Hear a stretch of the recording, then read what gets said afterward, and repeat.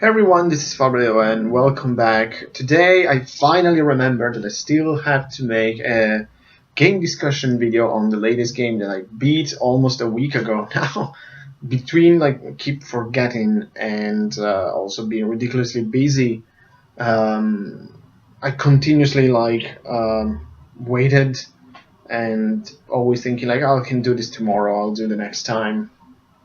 And today I just taking a stance no, I have to make this game discussion video because I finished this game a while ago and I'm just I will just forget everything about it. The game is Odin Sphere Leifthrasir on the PS Vita, as you can see. This game is also available on the PS4 and originally it was released for the PS2, since this is a remaster, since this is the remaster remake generation. And I'm not saying this as a critique, obviously. I mean, I don't know. It feels already. Is it too soon to make the remakes of PS2 games or not yet? Honestly, I don't know. It's been what, 10 years or something. So I don't know. Just saying, the remake of a PS2 game that I never played because back then I didn't own a PS2, even though I absolutely loved back then and still love today the PS1. It's one of my favorite systems of all time. For whatever reason, and that reason, someone texts me, that reason being Halo, I skipped the PS2 for the original Xbox. And I had fun with the original Xbox, of course, but after I beat Halo 1 and 2, Panzer Dragoon Orta, and Knights of the Old Republic, I was there, okay, what's next? And there are good games on the Xbox, of course, and I had fun with it, but I always had this feeling in the back of my mind that I should have bought the PS2 because all the JRPGs were there, and and that was the thing. Back then I was really into JRPGs. I am, but back then even more because I had more time to play them. And it was exciting to have all that shrew of RPGs on the system, something that we don't have today anymore. We have the handheld consoles in a way, but it's not the same thing, and it's weird how things have shifted from main consoles to portable consoles. But back to Odin Sphere. This game was made by the amazing guys at Vanillaware and published by Atlus. And I absolutely love Vanillaware. They're becoming one of my favorite companies now that I've played some of their games. I want to play some more. If I remember correctly, Princess Crown was still Atlus and not Vanillaware, because Vanillaware is just some guys who worked for Atlus, then they separated and formed Vanillaware. But I think that Princess Crown was still before Vanillaware, and that their first game was maybe Odin Sphere, if I remember well. Maybe. I haven't read my Vanillaware history recently, just memory here.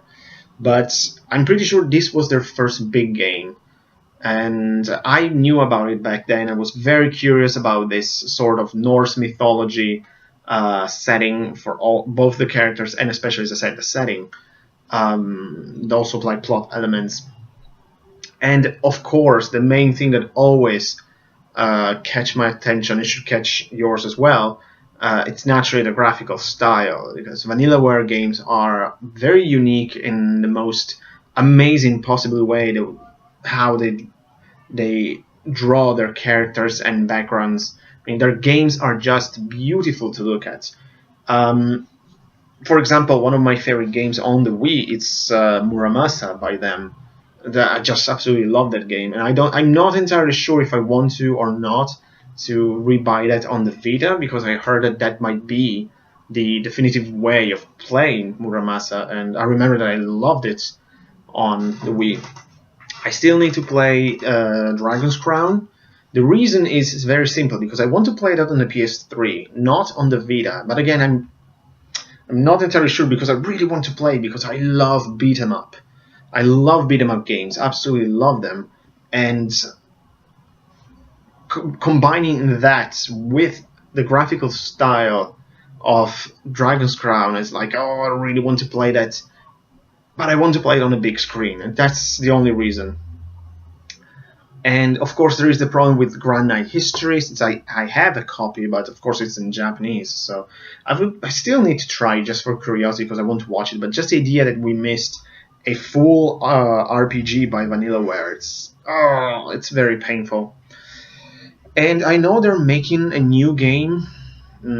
Still, it's like, I don't know if there's been already like release a date or something in Japan, but we'll see if we'll be released to the West as well. But I think it's more of a sort of sci-fi-ish game featuring mechs and stuff like that. But we'll see. I will be very curious to see like mecha in Vanillaware style. But Odin Sphere, let's go with the story. As I said, since I didn't play this game on the PS2, I kind of breezed through it, meaning that I finished the game, but I didn't explore everything. I didn't develop all the skills of the different characters. Once I finished a chapter, I just moved to the next one because I want to see how the story progressed in a way. And I'll explain why the quotations. So I'll definitely go back to it to explore it more because I heard of many people saying like I'm investing so much time in Odin Sphere. I'm still at the first chapter while I was like in the fourth. I was like, really? But it's just because I really want to experience the story at first. Then I know that I'm going to look for more details, like develop all the skills and stuff like that whenever I have the time. But there are so many games I need to play that I don't know. But in total for now, I beat this game after like 25, 27 hours, under 30, which is good for the kind of game it is, of course. I wasn't expecting to be like 80, since it's not to me an RPG, or at least it's not a full RPG. As you know, if you already played it on the PS2, Odin Sphere is a beat 'em up, to me at least. It's a beat 'em up with RPG elements, meaning that you can level up in order to develop your characters. I've read somewhere, maybe like Wikipedia, that this game is considered also an action RPG, but not really, I think. At least in my books, an action RPG is more something like Ys, or what else? Let me say. Now I cannot find one. I mean, Kyo Heaven on the PSP, it's an action RPG. It's trying to look something on the PS Vita, but I don't think I have action RPGs. Well, anyways, in action RPGs, I think you have more freedom in a way to explore the environments. It's not open world, of course, but in Odin Sphere, you're just going around the same board in a way. So it's not really action. I mean, there is a lot of action, but it's more of an hack and slash kind of game to me. Not really action RPG. I mean, Ys, it's very, very different from Odin Sphere, and that's what an action RPG should be. But back to the story, and one tangent after the other. The story is focused on 5 characters, and one thing I want to mention that I absolutely love the idea, it's every time that you turn on the PS Vita again, so when you start from the title screen, I love the little section with the little girl going around this sort of like attic in her house, looking around these big books and reading the stories of these characters. I love that little thing because there is also a nice thing at the end of the game that I'm not going to say because I really like that, and it's kind of a spoiler, but I love also that this little moment that you can go around this room looking at, like, I don't know, like your archive in terms of like the recipes, because of course, like nowadays RPGs are really, really going into this recipe thing that's I never really felt the need to have it, but why not? Like even like in the Trace in the Sky games, for example, or Treasure Cold Steel, this food and recipe feature are getting bigger and bigger. kind of surprised. But anyways, about that, which in Odin Sphere it's actually very important, the recipe. So I'll get that better. For the simple reason that's the best way to get experience is actually by eating food, not killing enemies, which I found very weird, honestly. But so you can like look at recipes, your alchemy, your a list of prophecies and scrolls and stuff like that. But you can also check the different books, and I like that little, as I said, a little thing, but it's really nice because again, it's done with that Vanillaware style that I loved. But you start the game, the first book that you read is about Gwendoline, a Valkyrie, daughter of King Odin. And the story starts during a massive war between was the Norse terminology, Aesir and Vasir, I think. I don't remember Odin in which of the two armies in, but one of the two. I mean, it's between Odin forces and like the fairies for the control of this artifact called a cauldron, which it's apparently capable of extraordinary things. I mean, if you control the cauldron, you will control the world, basically. And I think that the main feature of this cauldron is the possibility of creating cipher weapons, which are the most powerful in these games. By combining jewels find in the underworld, called the netherworld here, with the energy of this cauldron, you can create these very powerful weapons. And that's the beginning of the story. There's this massive war going around, and you can... The interesting thing with the story, because Gwendoline, as I said, it's just part one of this. But then you play with other characters. There is Cornelius, the Prince of Titania. There is Mercedes, the Princess of the Fairies and later Queen. There's Oswald, and finally Velvet. And it's interesting that even though you play with different characters, the story is the same, but explored by their different eyes in a way. So there are slightly differences between one story and the other, but it's the same like grand story, and they all going through one common ending, which is the Armageddon, the 6th book. And it's interesting that it's as I said, it's an interesting thing, but at the same time, it's kind of a sort of weakness for me. But I'll get to that later. But also in terms of characters, like I really like this cast of characters, and my favorites by the end of the day, I think, was still Gwendoline, because I really liked her design with the wings, and also the fact that she fights with a spear. I always like spear wielding characters in video games for whatever reason. But I always also like very much Velvet, because I really like the fact that she fights with chains, which is really cool. And I also really like the story of Mercedes. In a way, I kind of preferred the female cast over the male cast, but also like Cornelius and Oswald especially were really cool. I mean, the story of Oswald was really nice.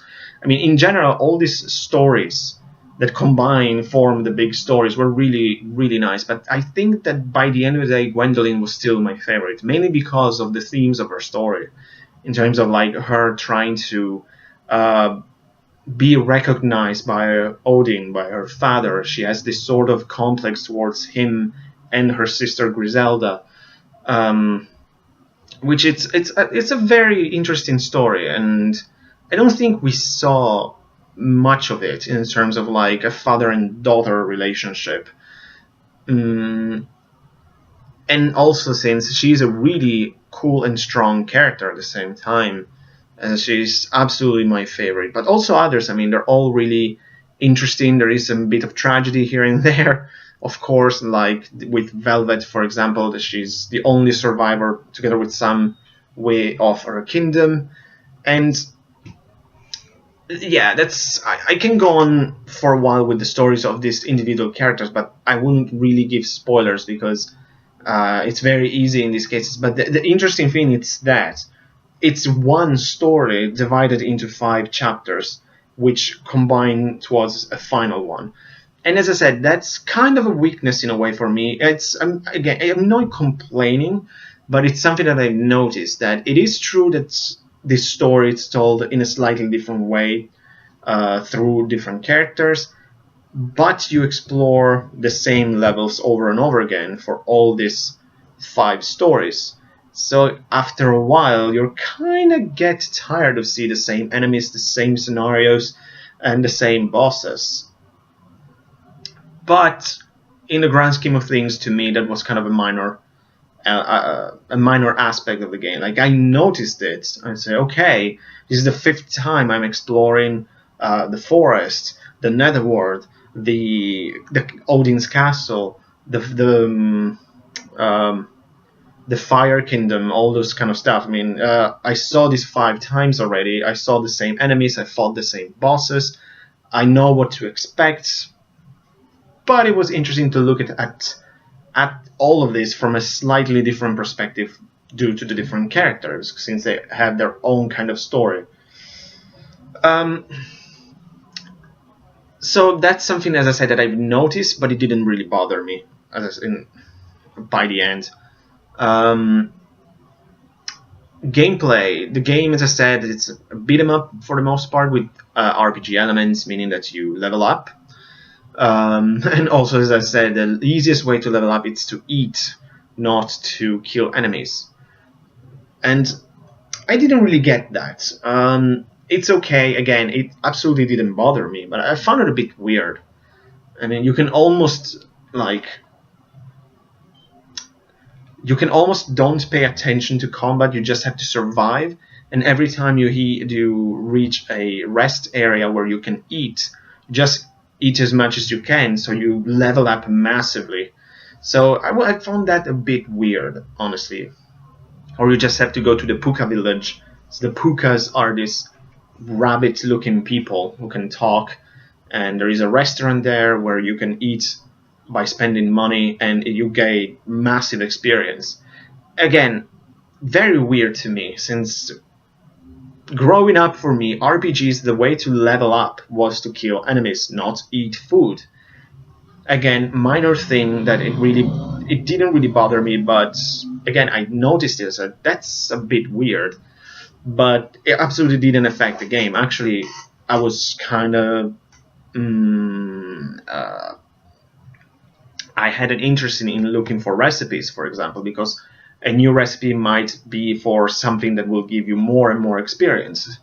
Also, because the first time you eat a certain plate, it will give you a massive bonus in experience, like, I don't know, 10,000 points plus 9,000 because it's the first time. It's like, whoa, more than doing the same level 6 times. But gameplay, it's very fun, it's very addictive. It's mainly, you can call it a button masher in a way, because it's just like pressing square, square, square. For attack, you make some combos. You earn some sort of like foe zones, that's the name. The sort of energy coming from defeated enemies or things you might find in levels. That's the more you have, the more you can spend on skill points. So every time you acquire a new skill, you can spend these foe zones to improve your skills in order to make them stronger. So you can do like powerful combination with like normal combos attack plus some skills, and all skills have different effects on the enemies. Like you can have one with just make a massive amount of damage with one hit, or one that's hit the enemies repeatedly. It really depends. Then there is a super move at the end, which it's absolutely devastating, but you need a lot of energy in order to do that. But in that case, I think it's a very simple but very addicting and fun game. I had a lot of fun with the gameplay. Absolutely love it. Just thinking of anything else, like before I moved to the music, controlling it was very easy. Interestingly enough, I used the D-pad instead of the joystick, and it worked absolutely fine. You can use both of them on your Vita. The music, I have to be honest, it didn't impress me, meaning that it was good, it was a pleasant as it was in the background, but I'm surely not rushing to buy the soundtrack or stuff like that. It's It's good, but nothing special. And I was a bit disappointed, though, to be honest, by the final boss music, because it was very quiet. I was expecting something massive and grandiose in a way, or bombastic, since it's the final boss. Like all the bad shit in the prophecies came true, and this is the music. That's a bit weird again. But of course, when I say this thing like disappointing or weird, I'm not complaining again. Just certain things that made me scratch my head. It's like, I was expecting something different. But that's fine, because of course I love this game. I enjoyed it massively. So yeah, that's that. But I think the main reason to play this game, it's the very addictive gameplay and the gorgeous graphics, and and the story is good actually. With all the things I was saying, like it is one story with different chapters and stuff. It's an interesting way to explore the story of a game in this way, from the same one but with different perspective. I mean, you know that they're going after this ring in order to control or stop the cauldron, but this is going to happen. They're going to meet the dragons. I mean, it's the same thing, but kind of different because the characters are different. Their circumstances are different, and it's really interesting way to do it. And but again, I like these stories. I really like these characters. I love the graphic style. I mean, it's like all Vanillaware games. It's probably the strongest point of their games. It's this amazing style, and as a very addictive gameplay. So overall, I really enjoyed Odin Sphere. For example, one thing that I would probably have to play more. Another reason is the fact that you can kinda select how to face the Armageddon at the end of the game. It's not spoilers. It's just that once this sixth book starts, you can select with which of the 5 characters face each section of the Armageddon. And if you select the correct order, which luckily I did, you'll get the best ending. And that's what I did. So I was very lucky for that.